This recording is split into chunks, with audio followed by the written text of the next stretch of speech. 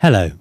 In this series of videos, we are going to look at the special relativity theory, and we are going to derive the famous equation, perhaps the most famous equation of all, E equals mc squared.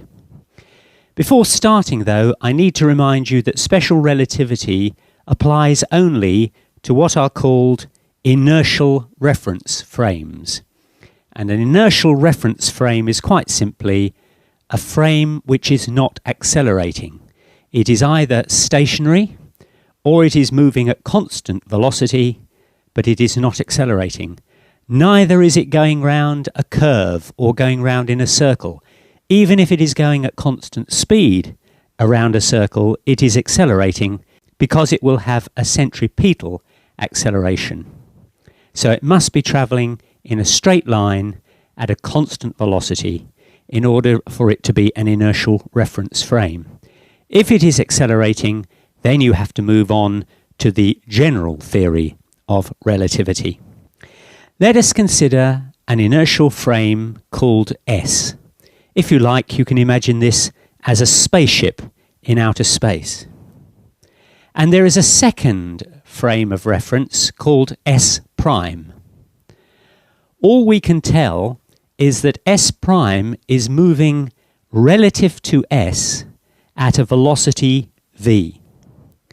There is no experiment that you can do to demonstrate whether S prime is moving to the right at velocity v, or S is moving to the left at velocity v, or maybe S prime is moving to the right and S is moving to the left at a combined velocity of v. All physics works exactly the same if you are moving at constant velocity as if you were standing still. What we're going to do is to put an aerial on top of the S frame and a dangling wire underneath the S prime frame, such that when S prime passes S, the dangling wire touches the aerial, contact is made, and two clocks, one on board each frame, is synchronized. They both start from t equals 0, and we might imagine that they will forevermore be synchronized. But as we shall discover, that is not true. After a short time, there is a light flash, some distance away. People on both frames of reference are able to use their frames of reference to gauge the distance that that light flash is away from them. S says that the light flashed when it was x away and when the time on the clock measured t. S prime, on the other hand, says that the light flashed when it was x prime away and when the time on the clock measured t prime.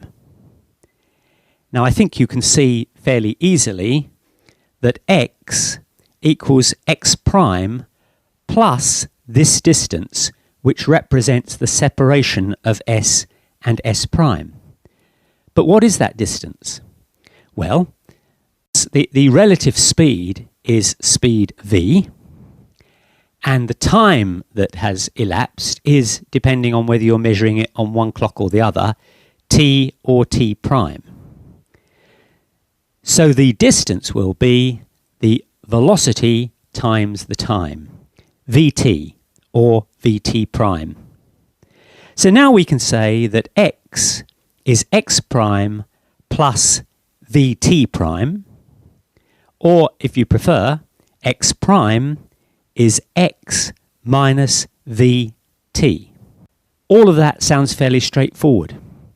Now I need to introduce you to an experiment that was conducted by Michelson and Morley in the late 1800s that caused all of the understanding of Newtonian physics to be stood on its head. I shan't describe precisely how Michelson and Morley did their experiment. I'm going to give it to you in a way that I think is more easy to understand. Before we look at their experiment, I want you to imagine that there is a train travelling along in a straight line at 30 miles an hour. You are standing on that train and you have a ball in your hand. You roll the ball along the corridor of the train in the direction in which the train is travelling, and the ball goes at 20 miles an hour relative to you. There is a person standing on the platform who can see the ball on the train, and you ask him to measure the speed of the ball. He will say that the speed is 50 miles an hour. That's the 30 miles an hour of the train plus the 20 miles an hour of the ball. Now you turn round and face the other way. And again, you roll the ball at 20 miles an hour along the corridor of the train, but this time in the opposite direction to the way the train is moving. Now you say to the person on the platform, what speed is the ball travelling? And he will say, it is still travelling at 10 miles an hour in the direction of the train, because the train is going at 30 miles an hour, the ball is going backwards at 20 miles an hour, and the net effect is 30 minus 20, which is 10 miles an hour in the direction of the train. So far, so good. But now let's imagine that instead of rolling a ball, we shine a torch. And that, in essence, is what Michelson and Morley did. Obviously, they didn't do it on board a train because that would not have been very practical. But in principle, this is what they did. They took a torch and shone it in the direction of the train. And they know that the speed of light relative to them is c, which is actually approximately 3 times 10 to the 8 meters per second. Then they said to the man on the platform, what speed do you measure for light?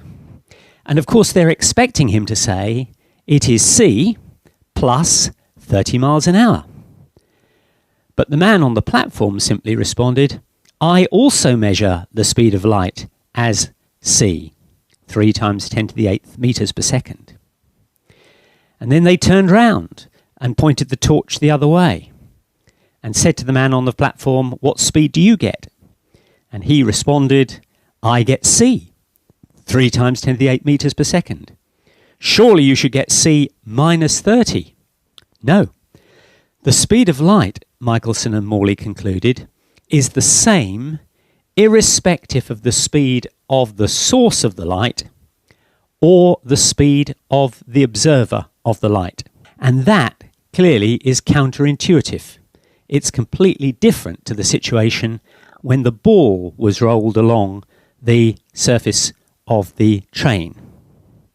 Somehow we have to explain why that happened. Well, one of the things that you could do is to say that the people measuring the speed have measured it incorrectly. You could, for example, say that since speed is distance divided by time, that the people measuring that speed either are using an incorrect ruler to measure the distance or an incorrect clock to measure the time, or maybe a bit of both. So let's go back to our 2 frames. And what we're going to do is we're going to arrange that when S prime passes S, not only will this cause the clocks to synchronize, but it will also send a signal to a far distant light and switch it on. Of course, when the light actually appears, S and S prime will be in this position. Both of them are fully entitled to say that they are stationary and that the other one is moving. So S will say, well, the light travelled a distance x in time t, measured on my clock, and therefore c is x divided by t. S prime is entitled to say, the light travelled a distance x primed in a time t primed, and therefore the speed of light is x prime divided by t primed. But we know from Michelson and Morley that c is constant, no matter who is measuring it. Since x and x prime are different, that suggests that t and t prime cannot be the same.